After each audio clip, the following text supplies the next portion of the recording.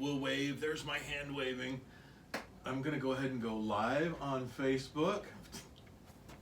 And click there. 3, 2, 1. And I am going to connect. And we are streaming live, everybody. Thank you so much for joining us this afternoon. You are now watching What's in Your Loaf with Deacon Skeet, and sitting in for Skeet today is Andy Kinsevich. We'll go ahead and play this week's theme music. Give that a try here for What's in Your Loaf.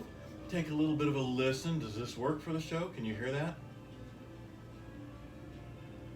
I don't know if it works. It's there. It's there. Is it a little more upbeat, maybe? Something? Well, this is actually some old 1974 mall music that I figured we'd give it a try, see what people thought. This is What's in Your Loaf. Deacon Skeet sitting in for And I'm not.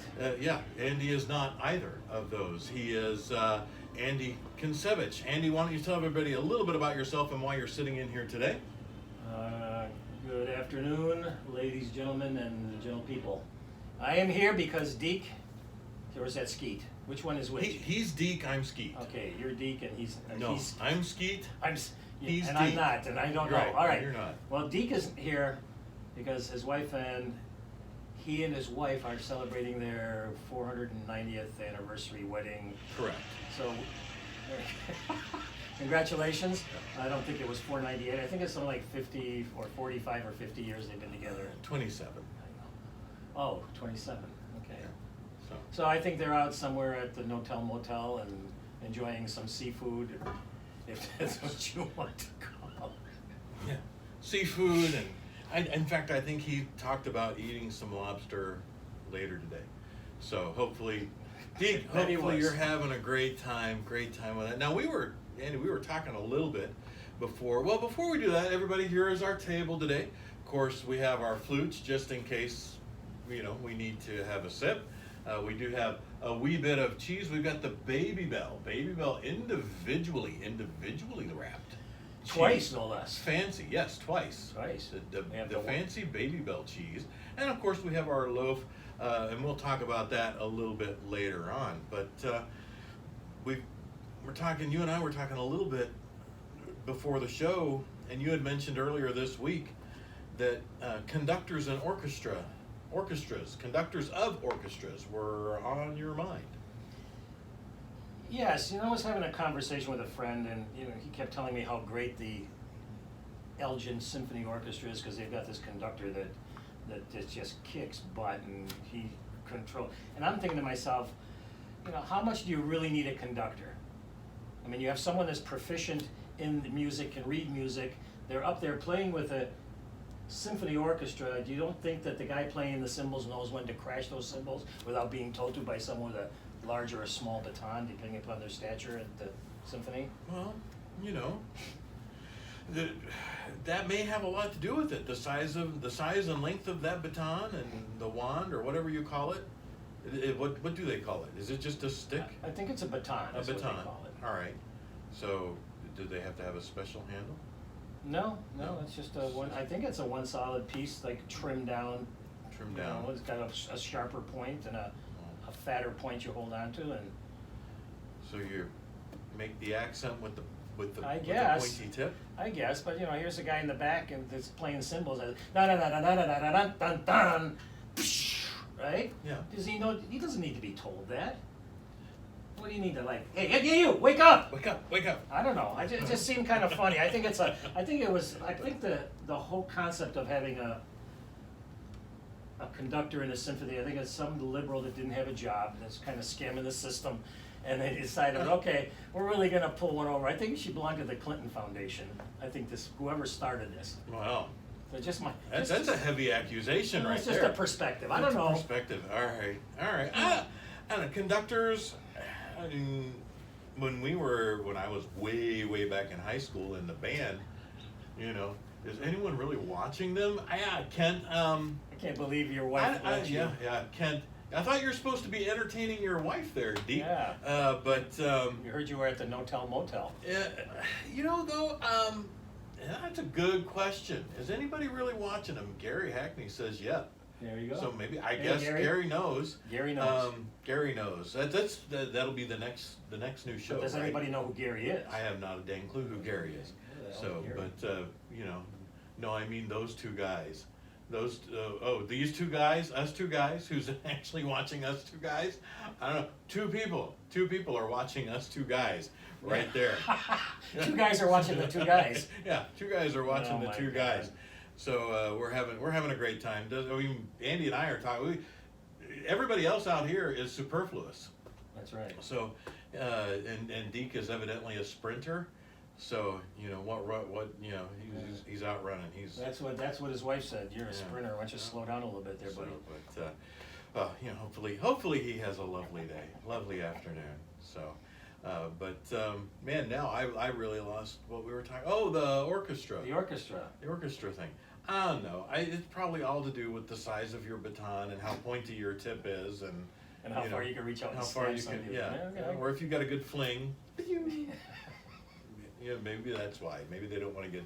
Maybe they don't want to get a baton in the eye. It just seems weird. It just seems weird. It's one of those things you sit there and you scratch your head, but maybe there's more to it since I'm not an accomplished musician. Maybe there is more to the baton or the having a conductor. Well, like we had. I remember being, because I was a band dork, a band geek way back in high school.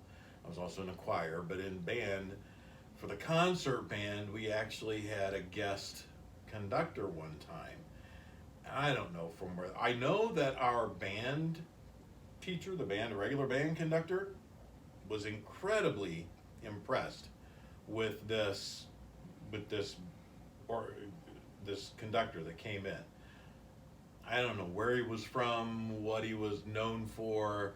He showed up to rehearse with us wearing his tuxedo. Did he look like Albert Schweitzer at all? He had big white hair. Long hair, flowing hair, big mustache. He did not have a beard. He had he looked Big a little like Albert Einstein. Well, that's what didn't I just say that? You Or- said Schweitzer. Oh, well, okay, I meant both of them. Well, okay. Right. So both Als. If your name is Al, you pretty much have Yeah. fluffy white hair There you and a beard. But anyway, no beard. He was in his tails, but he was very emotive with his movements and just, you know, Maybe he was an epileptic. I mean, he could have been. Poor guy. Hey, we got a job for you. Got a job for you. Best music I've ever heard. So, but I don't really remember. I remember many of us were really not impressed with the guy. He kind of had a bit of an attitude and this is like 40 freaking years ago. This is a long time ago, but that was my only experience ever with an actual conductor.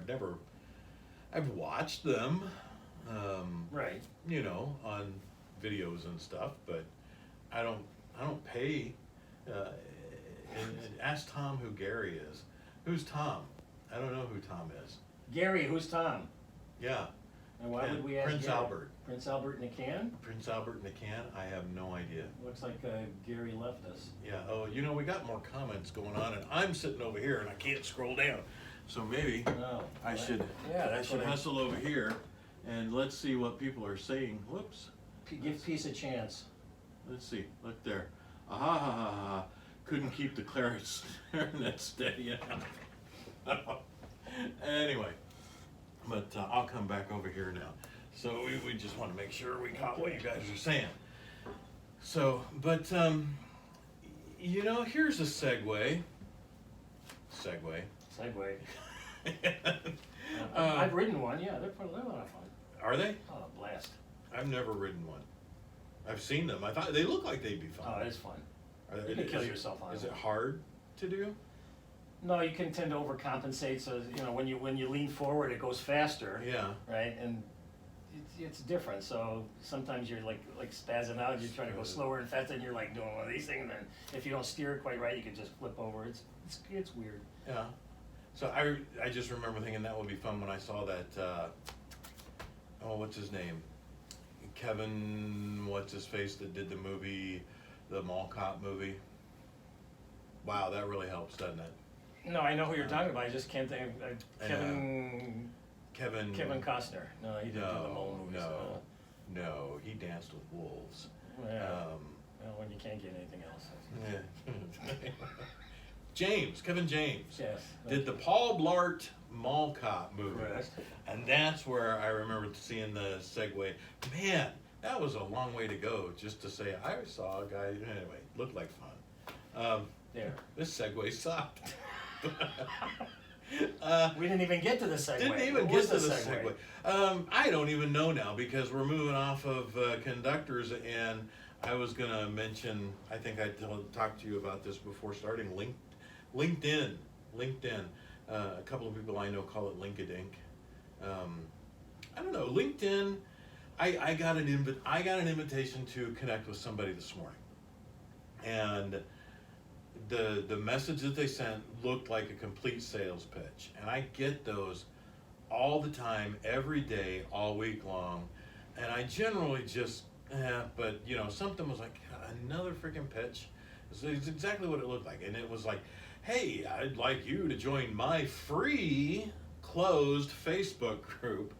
But every it's Free Facebook group. You know, pay, it doesn't matter if your group is private, secret, closed, open, public, whatever. They're all free. Isn't that one of those marketing scams about a free Facebook closed page? Yeah, free. Join our free closed basic. I think he's trying to sell. He's Facebook. trying to sell those. But yeah, I'll sell you a Facebook page. But no. Anyway, I get this, and it also said, and also I've grown my LinkedIn network by over 1,000 connections, working with a premier or key LinkedIn marketer. And I'm like, you know, first of all, do you know every single LinkedIn connection person you're connected to? Do you do LinkedIn? Yes, I have 29,000 some odd first level LinkedIn connections. And you know them all? Maybe. Maybe. I know of them. You know, well, hey, I mean, you know. I know of a lot of things. I know of a lot of people. But, yeah, I'm like, all right, okay. First of all, why did you, I'm like, what about my profile made you want to connect? And not for nothing, your message really makes your profile look like it's faked or managed. Because I get those all the time too. Man, if you phrase this, do I want to sound nice? Not really, no, because this really annoys the hell out of me.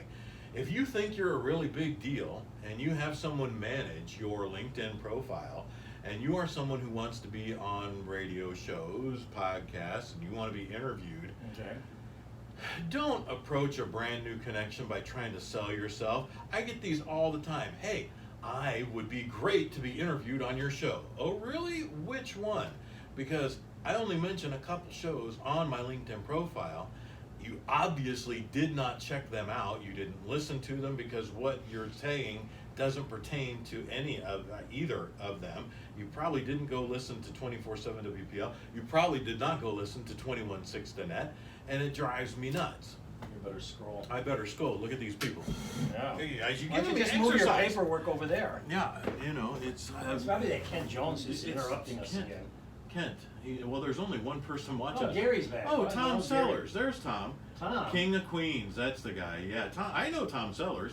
I'll ask Tom Sellers who Gary All Hackney right, is. we'll have to ask. So we'll maybe be sure to- maybe Tom Sellers can call in and let us know who that is. Anyway, back to my incredibly long and boring LinkedIn story.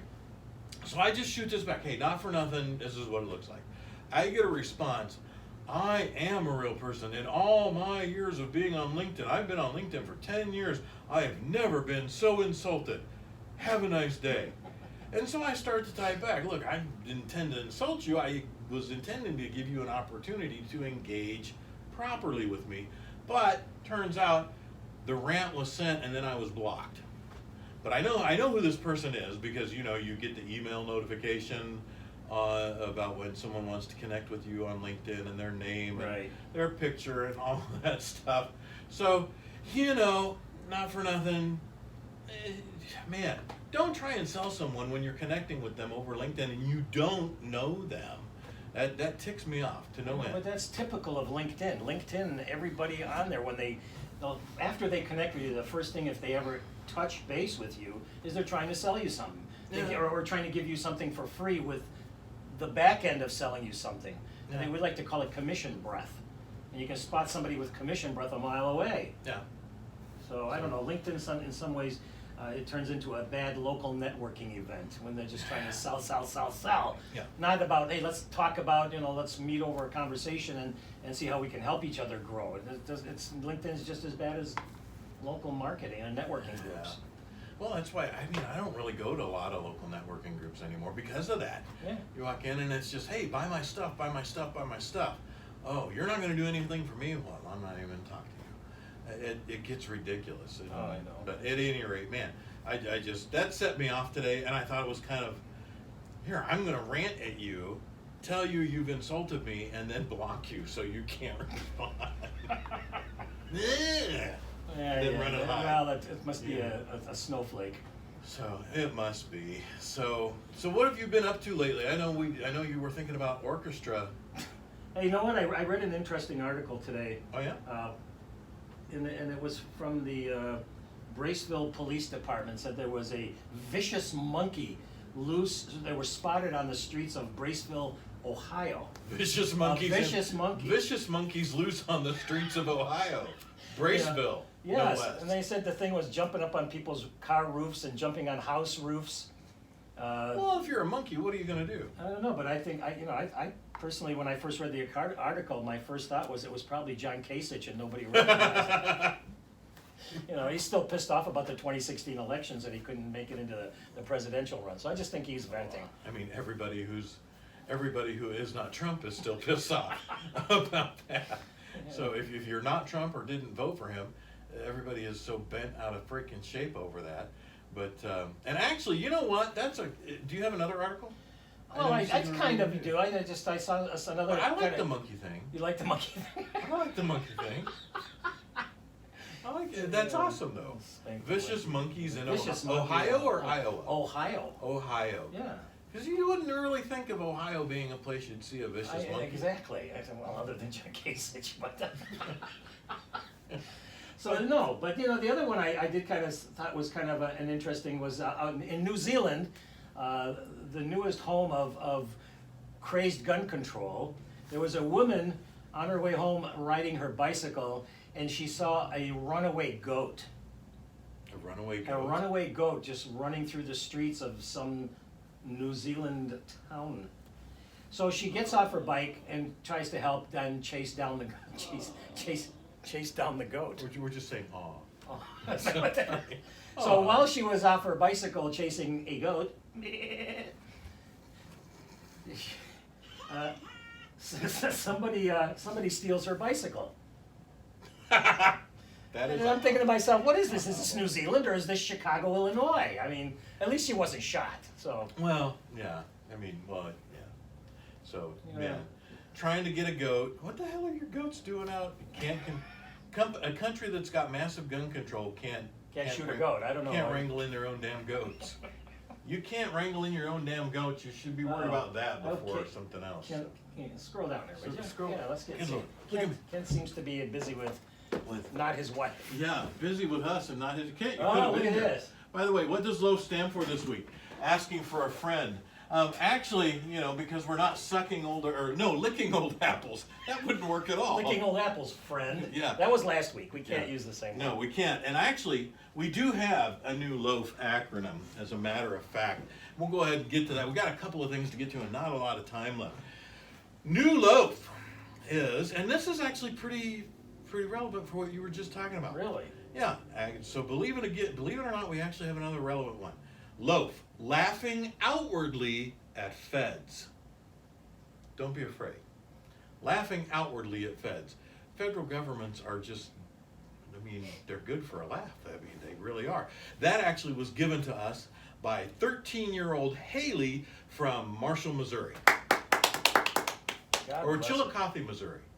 Oh. No, I don't know. They're kind of they're in, the same road up So and. I guess up you and wouldn't do good in the geography section of. I know where Missouri is, and I know both those towns are there, and she's in one of them. Haley, thank you very much. From Haley, laughing outwardly at feds. So Laughing because outwardly at feds. At well, feds. We did that with New Zealand a little bit, Yeah. and Chicago, And and Ohio. and Ohio. Oh, so yeah, very, So, very, yeah, very well done. And we do have our wonderful loaf here this week. This week we do have an artisan French baguette, specially selected.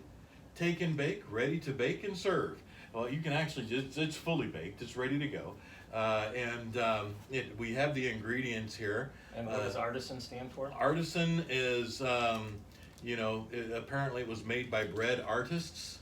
Oh, okay. So someone who is a real, Artiste. what's in your loaf person? They're an artist with the dough, a dough creator. So what's But, in the loaf? What's in the loaf? This was so long it wouldn't fit on the board, so I'd already cut it. Okay, so you're gonna put some of that famous cheese in there? No, because the cheese. We have the cheese. Is this a promo? Well, they're not sponsoring the show at all. Baby Bell for you folks over there on YouTube, lovely Baby Bell cheese. Double But wrapped this is- Baby Bell. It's a French loaf. So and I thought from what actually spawned the name of the show, What's in Your Loaf? We were talking about if you make your dough up, if you make your dough here and simply take it to France. And then there was a whole conversation around that. Kent knows it, but Kent had actually said, "Well, geez, just because you take your loaf to France, is it French bread?" Yeah, but a big shout out to Eric Mason. And Obviously has nothing better to do today, and Hey, Eric. getting in on what's in your loaf. That's hey, awesome. Eric, And look at that. say something, Eric. Say hello. Say no. The request of the week with Casey Kasem, it is. So hey Eric, how you doing? That's very cool. And actually, It's not a golf course. if right now. any of you have an acronym for loaf, LOAF, let us know what it is. And we might use it and share your name and where you're from. Again, almost like a Casey Kasem thing. What's your loaf? What's your loaf? What's in your loaf? That's the name of the damn show. What's in your loaf? What's your loaf? What's your loaf stand for? So LOAF, laughing outwardly at feds this week because All right, I like that. government is not great. Now we have a couple more minutes, and I do have a few words, and I want to. These are real words. Okay. I'm going to tell you what the word is, and I want to see if you can tell me what it means. Okay. So here we go. The first word is Erinaceus. Erinaceus. Do you want me to spell it? No, I do know that. I think Do you? he was a partner with Francis of Assisi in the Old Bible, Irenaeus. So he was part of that apostle pack, but he never really got any notoriety because he was just kind of in the background. He was kind of like a roadie. A roadie? Yeah. Perhaps a rodent. If he resembled a hedgehog, Hedgehog. that's what the actual meaning of the word is: a person or thing that resembles a hedgehog is Erinaceus. Okay, it's not the one I guess I was thinking of. So maybe, but that's who it's from. Maybe they maybe because they he was a drew- rat. He might have been a rat. Yeah, could They be. might have said, Maybe "Wow, like a doubting that Tom." guy really looks like a freaking hedgehog." So from now on, everybody if you look like a freaking hedgehog or a rat, you are Erinaceus. So I've got another one for you.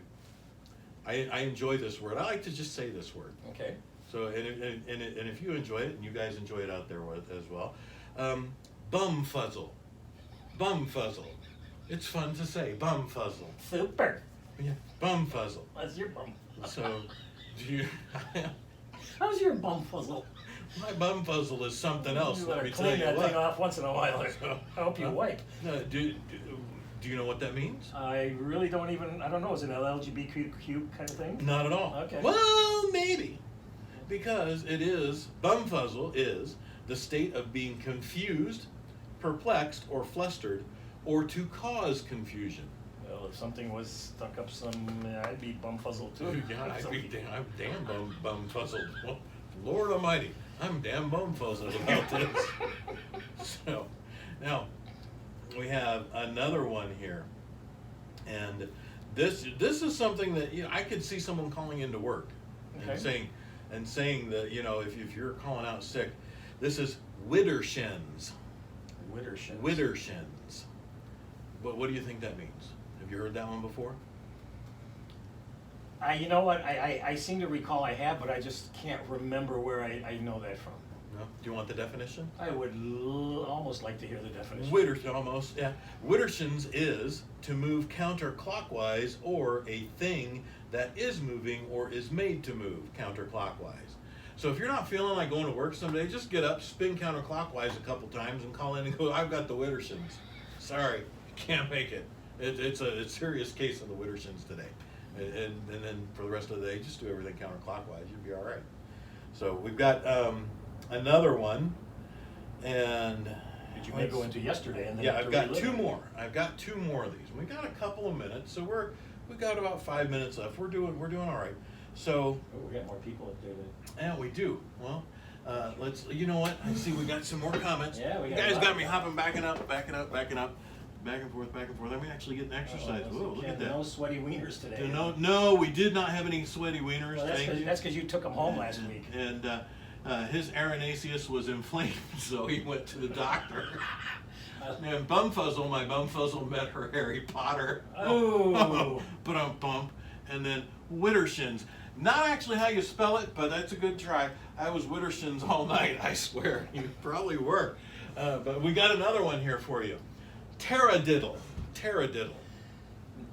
Not like paradiddle. It's Not a like taradiddle. it's a T. T. Taradiddle. With that, okay, paradiddles are triplets. Paradiddle. I'm thinking about it. That's not a Would you like me musical. to use it in a sentence? Was it? Okay. I would love you. What's in your loaf? This show is a taradiddle. What's in your loaf is taradiddle. You can even say it that way. Really? Yeah. Why are you being so difficult? It's a sentence. Hmm. It's not difficult, but yeah, no comments there. I thought I heard a ding, but that's all I right. did hear a ding. So we're coming up. We actually only have 4 minutes, so I will share this one with you. Taradiddle is someone or something that is filled with pretentious nonsense, or Oh. a story that is a lie. Full story is a lie.